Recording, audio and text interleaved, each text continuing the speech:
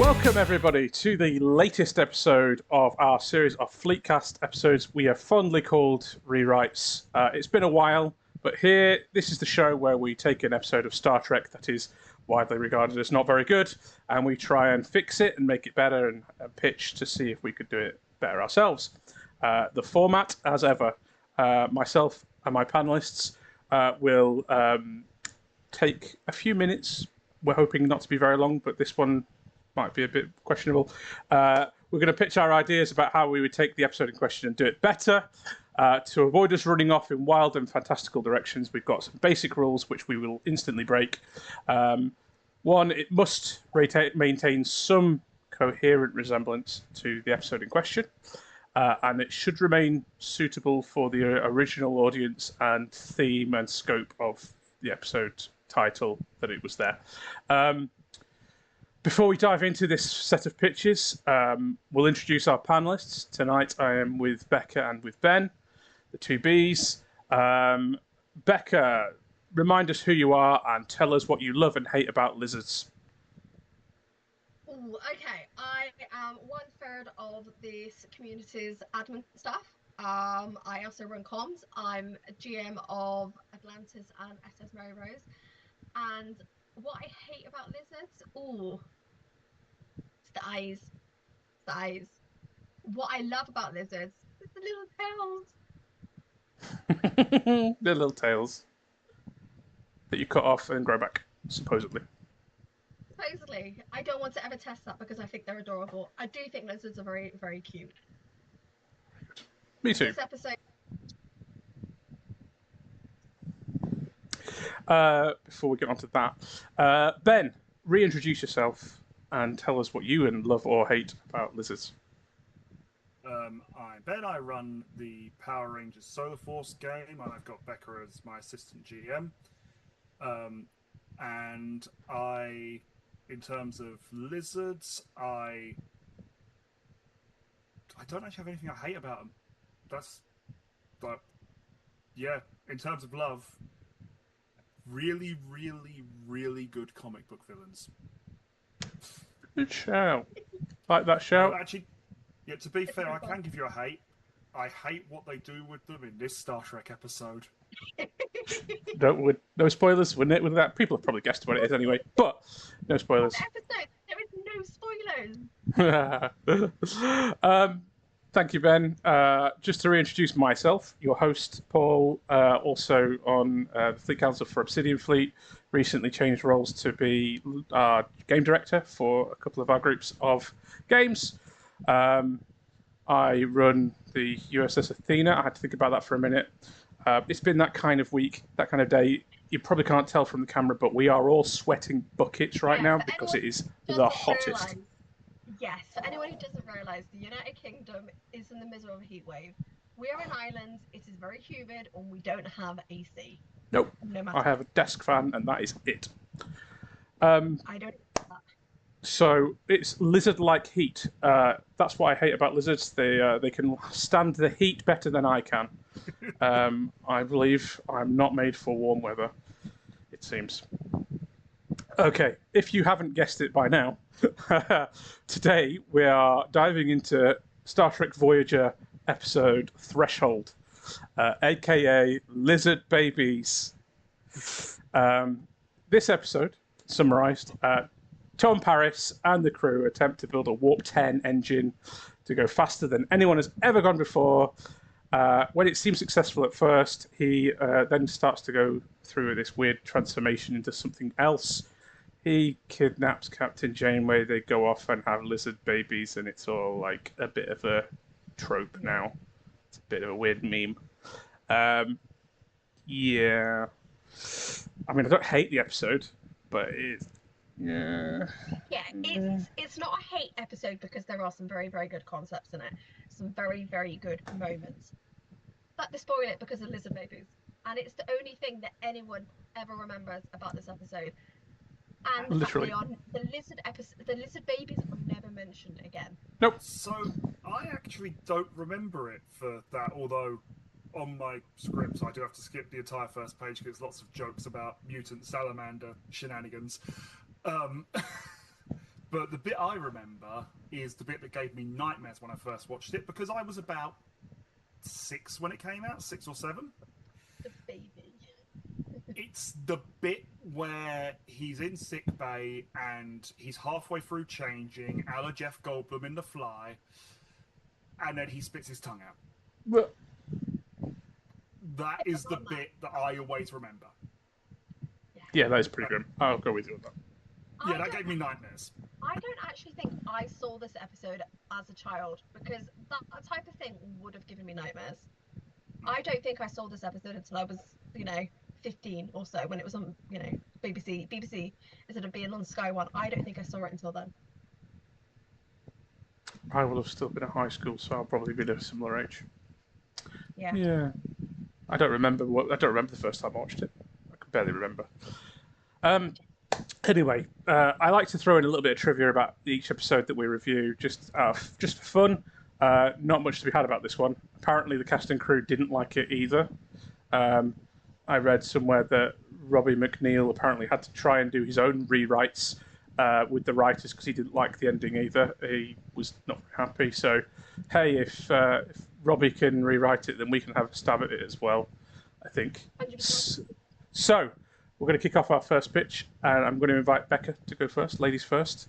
Okay. Give us a pitch. I think people need to realise why you are asking me to go first, because you guys have wrote quite a lot for this. I haven't. I've kept it very simple. I have even not made this episode part of my horror universe. Now I'm disappointed. This is the one that lends itself to it. I know. And when we were discussing this, I was like, we have to keep the lizard babies. When I rewrote this, I broke all my rules. I was like, no, they're out. So before we even get into that, no lizard babies. Right, let's find. Because I always thought this episode, it had core ideas. It had, Paris pushing the limits of warp technology and facing extreme consequences. That still exists, but my pitch is actually built in science, character sense, and it's not going to turn this into sci-fi body horror for no reason. Okay, so Act 1, speed barrier. The Voyager crew discovers an anomaly in a nebula which could allow them to exceed briefly warp 9.975 without damage to subspace. This is far from warp 10, but enough to cut years off the journey if they can stabilize it. We've got Paris and Torres develop a modified warp drive to test the theory. Paris volunteers as the test pilot to prove himself, feeling insecure in his role on Voyager, echoing his need to be more than the screw from his past. Act 2, pushing the limits. Paris successfully performs the test, briefly reaching warp 9.99. But on return, his body starts experiencing strange symptoms, extreme fatigue, memory lapses, and sudden sensory overloads. I basically put in my notes here, me after a day at work. The doctor discovers that exposure to such high velocities causes his DNA to undergo quantum destabilization, e.g., molecules bonds are breaking down because of the effects of the nearby infinite velocity. Paris begins phasing in and out of normal space, slightly out of sync with the ship's timeline. His body unable to fully anchor, the doctor realizes that without treatment, he will permanently slip out of the time stream. Dun dun dun! Act 3, the moral dilemma.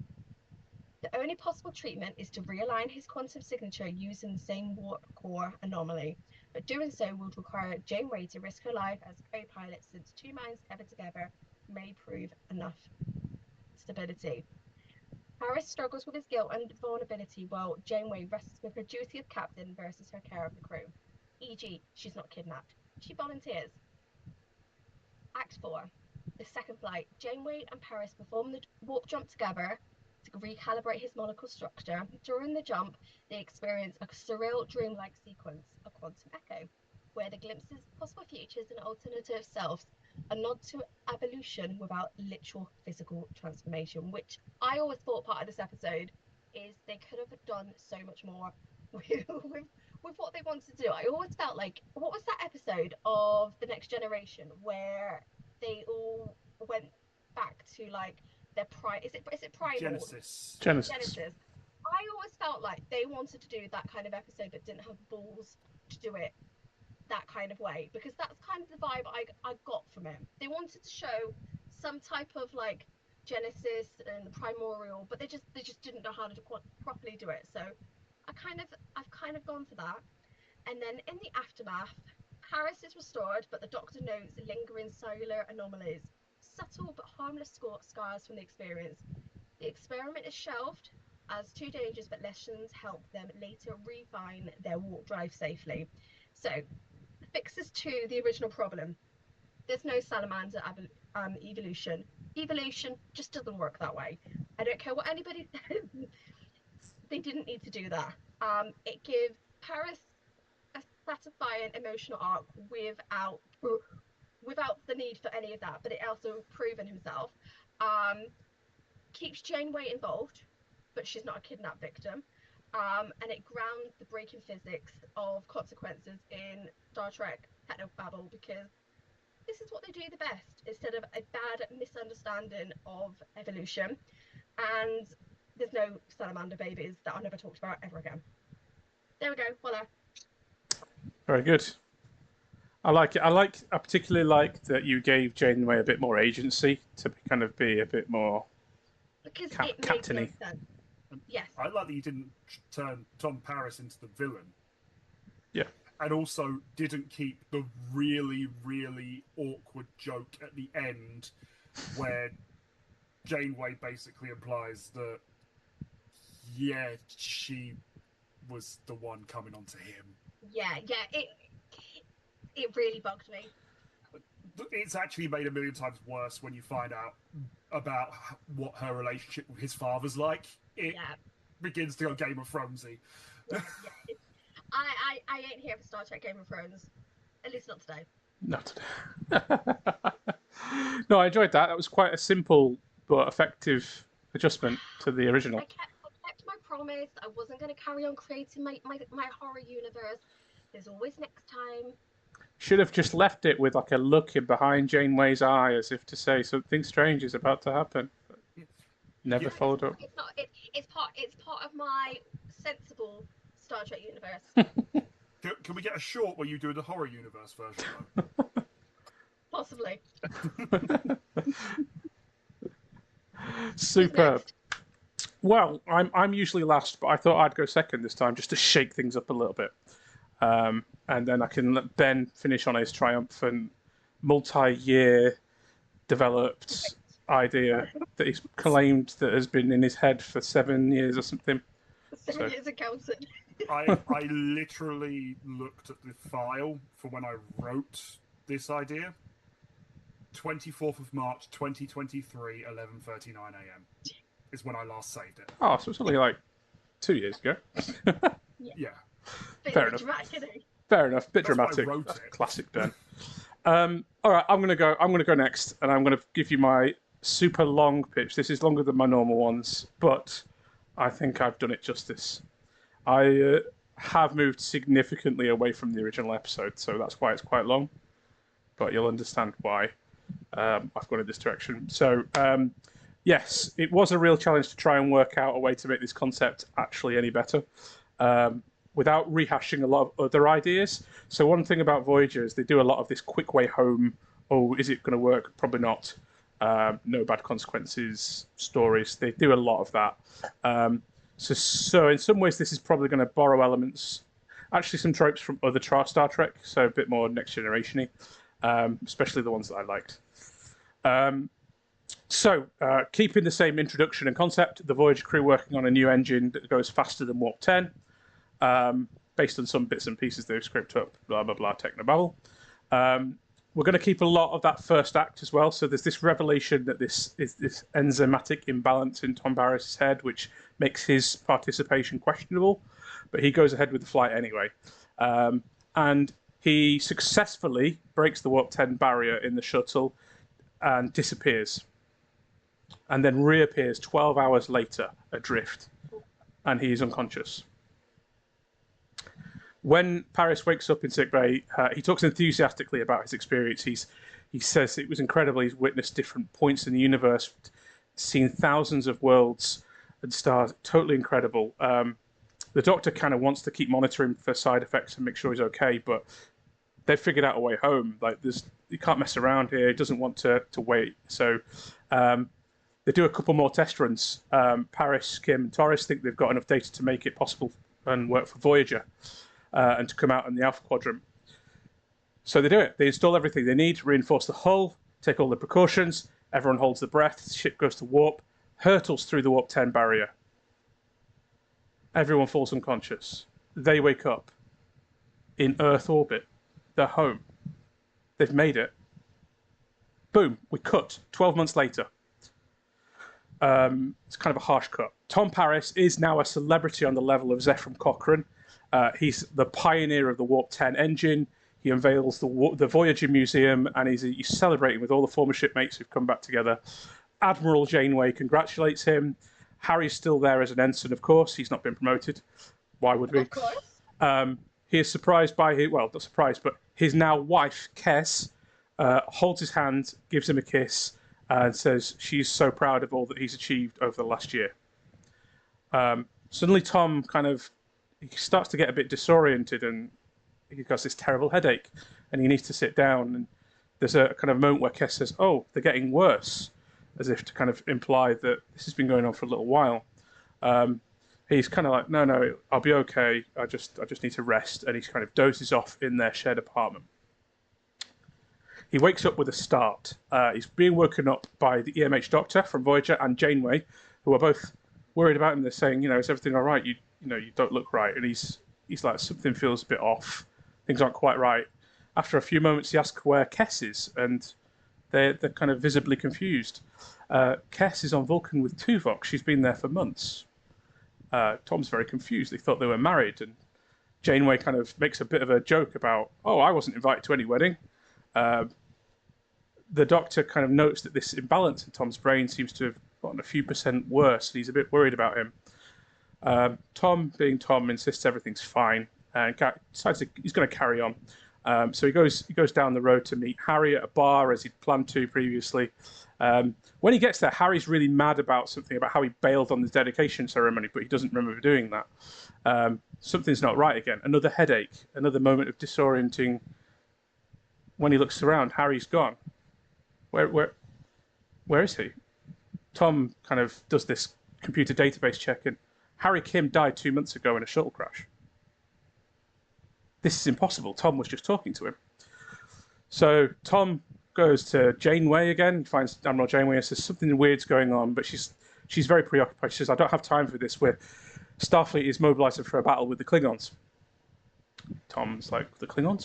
What's that all about? We're allies with the Klingons, aren't we? And Janeway's just like, oh, Tom, you're so silly.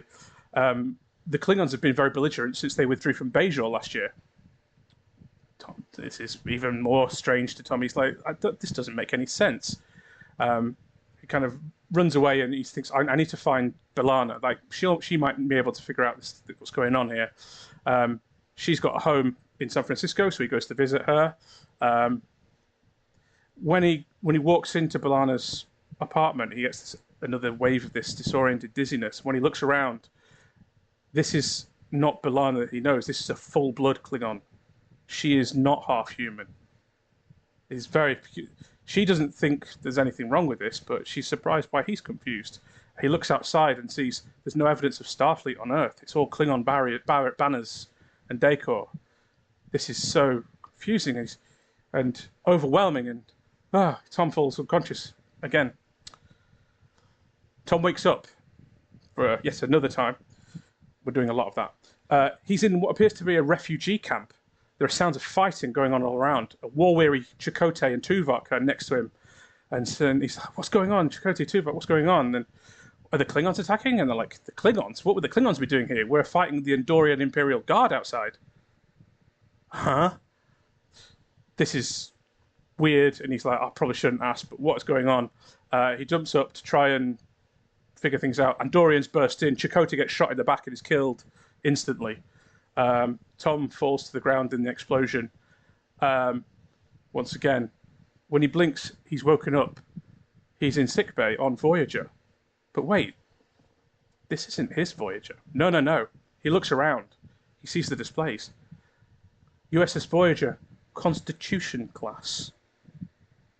The Doctor appears. He's not a hologram. He's a real person. He's wearing the classic blue original series uniform of a medical officer. In walks Janeway and Tuvok. Tuvok is wearing science blue here, as a kind of tip of the hat to Spock, of course. The Doctor says they've detected some strange enzymatic imbalance in Tom's cerebellum, and they think when he explains what's going on in his confusion, it's this Warp 10 flight that he went on. Apparently he did this in this weird reality as well. He seems to have broken time, or at least his own perception of time, and he's jumping through different points in reality and time and space, and it's all timey-wimey.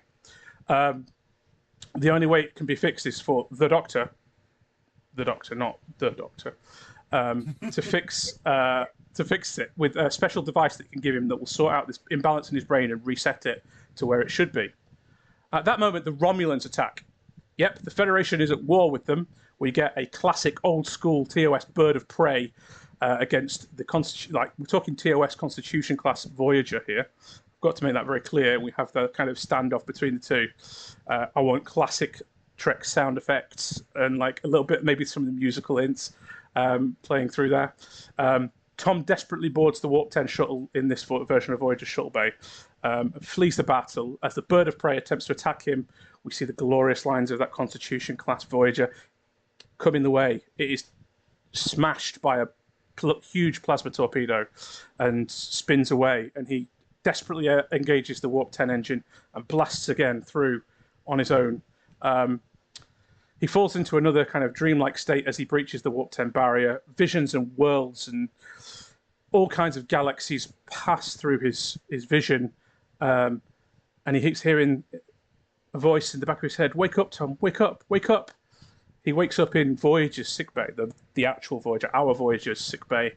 Kess is smiling down at him, explaining how that the shuttle was destroyed and they only just managed to beam him out in time before it disintegrated.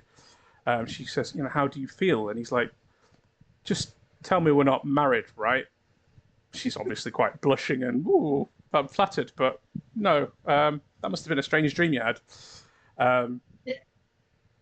Later on, kind of in the kind of closing epilogue act, Tom is looking over the reports of his shuttle misadventure. Apparently, everything went wrong. The engine tore itself apart. So the scans say at least. But Janeway reassures him. She commends his bravery and says, maybe one day we will be able to visit the worlds and galaxies that you saw. But for now, she's just glad that they have him back and they'll keep journeying home no matter how long it takes. Zoom out. Fade to black. Sorry, that was a long one. I got kind of going there, but that was really good. I was on the edge of my seat. I was like, I want more. I need to know more. I was like, I could have added loads of little bit of extra nuggets, but I absolutely love that. I love the little hints of different universes that you gave us. I love that. That was like all the little Easter eggs that you gave us. That was really cute, and it was really well thought out. I'm impressed. I just like Constitution class. I thought you would. Yeah. So I'm preaching to the converted with Ben here. He'll love this. Yeah. I'll give you a moment. Give him a moment. No words. But yeah, I also like the fact. I like the fact that you just basically took the themes from, was it Parallels in season 7 Worf? One of my favourite Star Trek episodes is Parallels. I tell you what, when you started, I thought you were doing All Good Things. Because you said you were doing a Next Generation episode, and because of how you described the change between them, I thought it was All Good Things.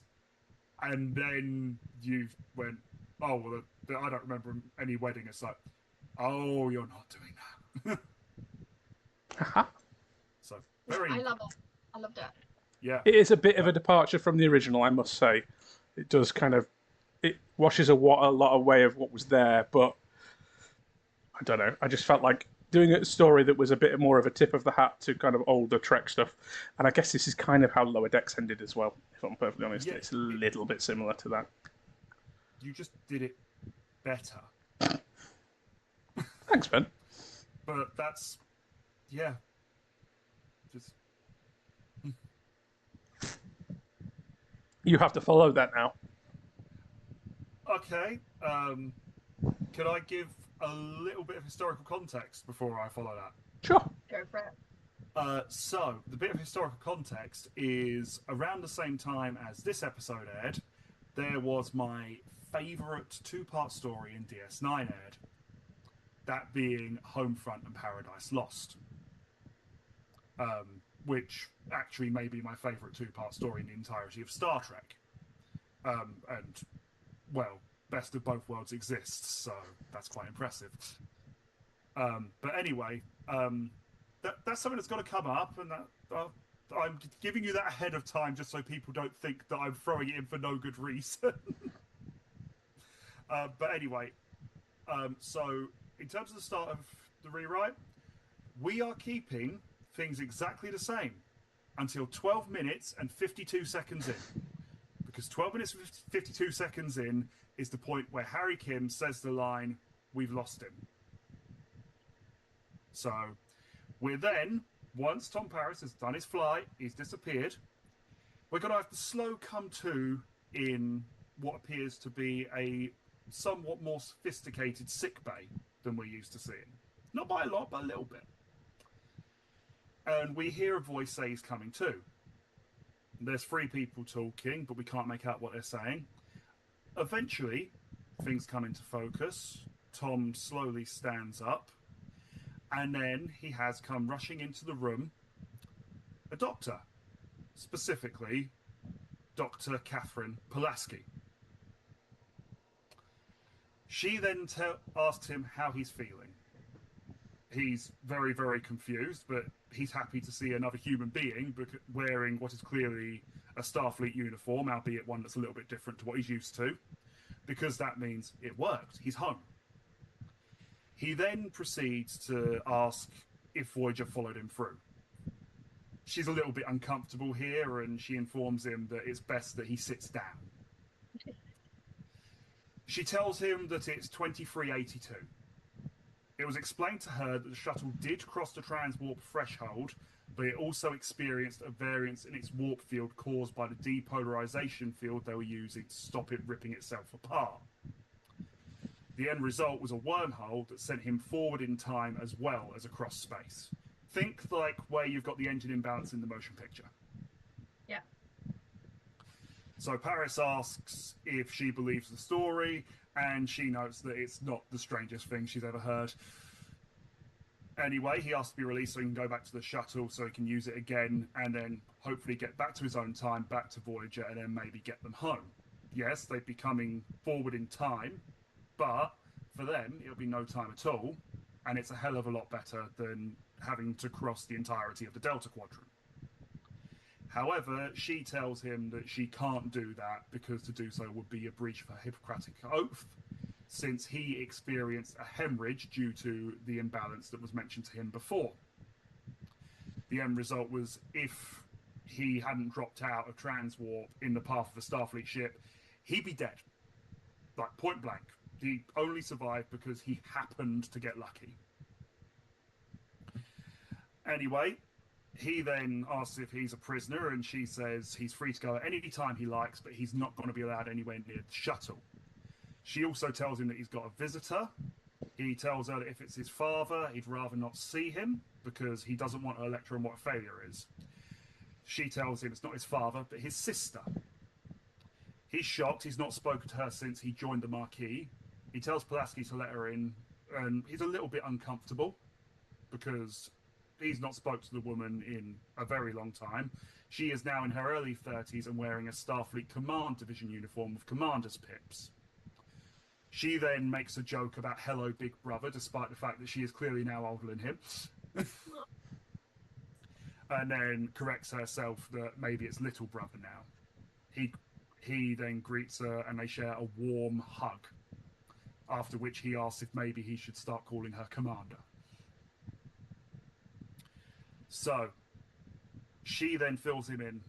In the last 8 years since he's gone forward in time, sorry, 9 years, beg pardon, a lot's gone on. Their father passed away because he was caught in the middle of their war with the Dominion.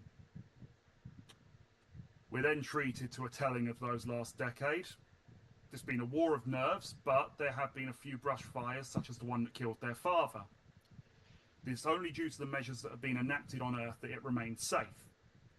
He asks what she means, but she's basically just telling him, I'll tell you later, it's all fine.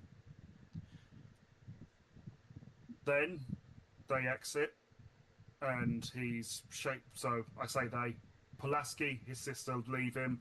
He shakily goes to the bedroom window. We see Starfleet officers on every street corner armed with phaser rifles. We see people in the streets being stopped at random, subjected to blood screenings indiscriminately. In short, we see exactly what Leighton wanted in Paradise Lost. He moves away from the window, absolutely horrified. This is not what Earth is supposed to be. This is worse than the prison he was in after he was caught with the Maquis. He asked the computer to bring up the records of his father's death, but access denied because it requires a clearance level that he's never even heard of. This thing doesn't even exist as far as he knows. He asks for engagements with the Dominion, but is met with the same result. He asks what the hell the computer can tell him before being told that he's at Starfleet Medical under the supervision of Dr. Catherine Pulaski. He asks if he can speak to anyone, but's told external communications require command-level authorizations. He's getting nowhere here. He punches the console, cracking it. The computer begins sounding an alarm, because at this point, he's destroying Starfleet property. Security officers come in, they're pointing rifles at him. He puts his hand up and asks what the hell is going on here, being told the system registered his repeat requests for information followed by the impact on the console as an attempt to breach Starfleet security, and that they are required to make him submit to a blood screening. He scoffs at the idea, saying he's never even seen a shapeshifter, and then surely they took screenings while he's unconscious, but they know that it's part of the Leighton protocols. Paris begrudgingly submits because he's got two guns pointed at his face. He don't have a choice here. And then he demands they bring his sister in. However, they tell him as a result of his outburst, his visitor's privileges are to be revoked until morning. The guard insincerely wishes him a good night before leaving the room, with the scene fading to black. So we then cut to the next day. He's once again looking out the window in absolute horror at what he's seeing. The door opens and Pulaski enters. She apologizes for what happened the night before, and then informs him that the guards weren't told what was going on with him. She then notes that she was told about asking about his father, and offers to help him look into it. He says that it requires some clearance he's never heard of, but she says she's got a few friends in higher places, and then asks if he wants to go for a walk. They go for a walk around the grounds, and then the streets, they're almost deserted. She tells him that she isn't a fan of the protocols, but they're necessary. And he asks if the guards that mention those protocols, what are they talking about? She explains that since 2372, Earth has been under martial law as enacted by Admiral Leighton. He says he vaguely remembers the guy and that he was a colleague of his father's. Pulaski tells him that he is now serving as the Starfleet CNC and acting president of Earth. So he doesn't like this. She tells him that he should be careful of what he's saying in public, but he won't hear of it, beginning to yell how what he's seeing is worse than anything the Cardassians ever did. Quickly, Starfleet security descend on them, dragging him away as she tries to plead his case, and that he's adjusting to a traumatic event, with her pleas being met with deaf ears, as once again, screen fades to black. He's in a brig now, because of course he is. He asks the woman at brig controls to let him out. He puts on the charm, as he does very often in the early seasons when they seem to think that he was Captain Kirk. Yeah. But she tells him that she doesn't converse with traitors, noting with a small smirk, even cute ones.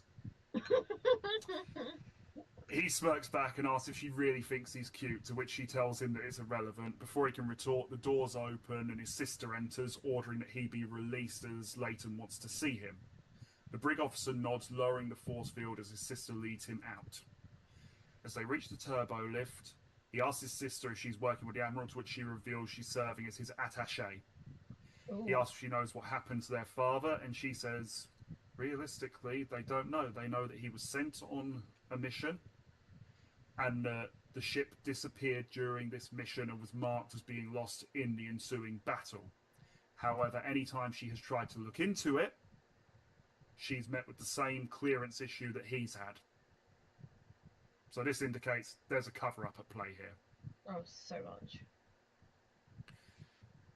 So they then reach the Admiral's office, where he offers Paris a cup of Bolian tonic water, noting it calms the nerves. The same offer that he made to Sisko at Phaser Point in Paradise Lost. He asks his sister to leave him to talk, telling her she can join them later. She leaves, and Leighton tells Paris he remembers him, and he remembers the day he was arrested with the Marquis. He remembers trying to calm Paris's father down and telling him that sometimes people just have to do what they feel is right. Paris asks if that's why Leighton's turned Earth into a police state, which Leighton defends as necessary to protect the Federation from the Dominion. Paris asks if that's what Leighton told his father the night that he died, the night that he sent him off to die. Leighton says he's sure he doesn't know what Paris means, but Paris tells him not to kid a kidder. He's spent enough time playing poker to know when he's looking at a poker face, and Leighton's is not a good one. He tells Leighton his theory. Owen Paris found out exactly what else Leighton was doing, whatever that may be. Leighton was confronted, and then knowing that he couldn't let things get out, he instead sent him on a suicide mission. Leighton tells Paris that he regrets only two things in the last decade, and they both involve the deaths of friends. He regrets when he ordered Starfleet security officers to kill Captain Sisko in his office, and he regrets that Paris's father had to die. Tom notes, this is a confession. But Leighton says he can only confess to crimes, and everything he's done has been perfectly legal under the laws that have been enacted. Paris threatens to expose him, but is told he's a man out of time due to experimental technology. No one's going to believe him. He calls Paris' sister, ordering her to escort her brother back to his cell. They're then in the turbo lift, and he tells his sister what she said, but she says it's impossible. There's no way that is what was done to their father.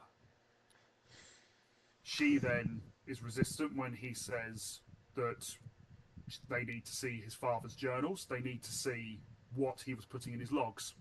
But he pleads with her that while he and his father were never on good terms, he doesn't believe that his father was a bad man. And he believes that his father, if he was willing to basically go to Leighton with something that was going to risk the Federation, he had a good reason for it. So she goes, she gets his journals, she flips through them, and he's really handwriting these, so they can't be hacked. She finds what she's looking for along with a list of people that could be trusted in the event of her father's death, and instructions to employ Code 47 to contact them. She moves to the terminal on the desk and asks for the directory. Paris is back in his cell. Pulaski enters, informing the security officer that she's there to give him a physical. As the brig officer begins to work the controls, she sedates him. She quickly lowers the force field, saying a friend sent her on his sister's behalf and that they need to get out of there now as his release will have been detected. She grabs the phaser from the brig officer's belt and another from the console, handing Paris one as they step outside. They make their way through the facility before phaser blasts begin scorching past them. A firefight erupts before the security officers attacking them are shot from behind. From the smoke, Commander Riker emerges, flanked by Paris' sister and a pair of security officers. He tells Pulaski and Paris that Captain Picard ordered him and his team to get them out of the facility, Riker taps his comm badge, saying Riker to Enterprise, 6 to beam up, before a phaser blast strikes him in the chest, causing him to crumple to the floor as Pulaski, Paris' sister, and Paris, along with the rest of the away team, are beamed up. It's an alternate timeline. Unfortunately, we know Riker always dies in the alternate timelines. Oh, is this becoming a Next Generation episode? This is becoming a Next Generation crossover. This is a multi-series crossover. Yeah, this is what Nemesis should have been. Garrett, I want to know the end. On the Enterprise, they're greeted by Data, who notes it's good to see Pulaski before asking where Commander Riker is. She swallows hard as she tells Data that she's sorry but he's gone. He notes it's regrettable but they need to make their escape. Tapping his comm badge and telling the bridge they're clear to go to warp. We then cut to the observation lounge of the Enterprise E, where the senior staff of the Enterprise are sat. Realistically, we can get away with getting a lot of what we can get away with a lot of new characters here. The only one we've got to keep is Picard because he's already been mentioned, and Picard. Paris' sister tells them what Owen Paris found, that Leighton has actually been manipulating the news feeds in order to maintain his martial law. Essentially, what the Jedi are accusing Palpatine of in Revenge of the Sith. Elaine tells them that he found out about it, falsifying the evidence to support the coup, as Paris adds that he had Sisko killed probably because he found out about it too. Data says that from that they can infer that Defiant and Deep Space Nine weren't destroyed by the Dominion as previously assumed, but by Leighton's own forces. The Enterprise's security chief objects, but Picard cuts her off, telling her that he knew Owen Paris for a long time, and if he believed the Leighton protocols weren't merited, they weren't merited. With Pulaski noting that if Leighton had the Defiant destroyed with Worf on board, he killed one of their own. Paris tells them they need to do something, but Picard notes that that may not be possible at this stage. However, Data's got an idea. Tom Paris's original transwarp flight collected a lot of information. With proper analysis, they may be able to send him back to where he came from. Paris asks how that would help, and Data informs them that according to chaos theory, if a butterfly were to flap its wings in Japan, it can cause a typhoon in Singapore. Paris doesn't follow, but Pulaski notes that what Data's saying is Paris was never meant to be in that time. He was meant to be with Voyager in the Delta Quadrant. Perhaps sending him back could fix history, because realistically you have changed a material point in the universe by him not being there. Data nods that that's exactly what he meant. Picard agrees that it's as good a theory as any, and orders Enterprise to return to Earth to collect the shuttle. Enterprise drops out of warp, being met with a quartet of Defiant-class ships led by the Lakota. Picard is informed that Lakota's hailing, but he orders them to signal that Enterprise is suffering communication issues and that they basically can't talk to them. Meanwhile, they're looking for the shuttle and they beam it on board. The Starfleet vessels attack, firing upon the Enterprise, causing consoles to spark, the helmsman being sent hurtling away from his console, dead. Paris darts to the helm and begins to press controls. As he does, we see the Enterprise taking evasive maneuvers, firing back on the ships and destroying one of the Defiants. On the bridge of the Enterprise, Data informs Picard they have the shuttle, with Picard ordering Paris to get them out of there as the Enterprise warps away. Data notes they're being pursued, and Picard orders Paris to make his way down to the shuttle bay with Data and Pulaski. Paris makes his way to the turbo lift, sharing one last hug with his sister, and telling her that if he makes it back home, he'll make sure to give her a call. She tells him, despite everything that happened with him, she still missed him. They have a tearful farewell and the turbo lift doors close, as they so often do during the firefights in a Star Trek movie, because we are very much going down the movie routes here. As the doors do close, Paris asks Data why he's giving him a strange look. Data simply notes, he can't imagine missing his brother. We cut to Paris in the shuttlecraft, with Pulaski giving him a hypo spray and explaining it will prevent him from hemorrhaging again. She then wishes him luck exiting the shuttle and standing beside Data as they watch the shuttle depart, with Data asking how Pulaski knew exactly what to put in the hypo spray, with her half smirking as she tells him, "It's elementary, my dear Data." We then cut to the shuttlecraft as it begins to go to transwarp. As it does, a phaser blast strikes it. The Lakota's caught up to it. A second blast is fired, however, this time the Enterprise gets in the way. This sounds familiar. Yeah, very familiar. Takes a few hits that would have absolutely eviscerated the shuttle, but to the Enterprise, it's nothing. In the cockpit, Paris is held by the Enterprise with Picard wishing him luck before giving him the order. Engage! The shuttle jumps to warp, quickly accelerating before hitting transwarp and disappearing in a flash of white light as the screen fades to black. We then get a similar shot to before, with someone mentioning that he's coming too. Everything comes into focus, and we see the Doctor leaning over Tom Paris. Paris smiles as he says that he's back, asking what year it is before bolting upright, looking around. Janeway has stood to the side of his bed along with Chakotay, while Kess reviews his bio readings. The Doctor quickly dismisses his question and notes that despite having only been lost for 3 hours, Paris has accumulated nearly a week's worth of memories.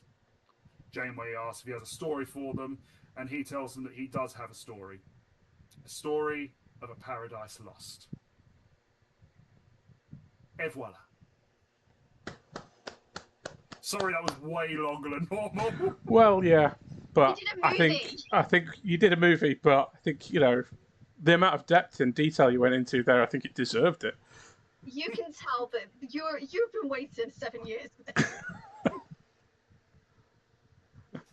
No, I've been waiting since I first started rewriting Star Trek I stuff. loved it. I love the fact that it was so cinematic. There was this, there was that. I think you pretty much tied every thread that you could out of like DS9 and the Next Generation. This should have been an episode of Picard. I was thinking that this sounded very similar to the second season of Picard, how that got going with the Confederation stuff, mixed with Flashpoint from the Flash. Yeah, there was a lot of Flashpoint in there. yeah. Paris Point. Yeah. So now we have to wait for everyone to decide who wins. That's an impossible task. It's going to be Paul. No. No, I can't decide. No, the reason why is mine's are too long, don't read. Yeah, how do you summarise what that epic tale? I love the little. I'm a sucker for like Easter eggs and little cameos that aren't totally unnecessary. Thank you, Marvel, for doing that to me over various years. I like it. It's wildly out of scope for a single episode of Voyager, but I don't think I'm going to begrudge it that because it was epic. You probably have to make it a 2-part. At least. At least.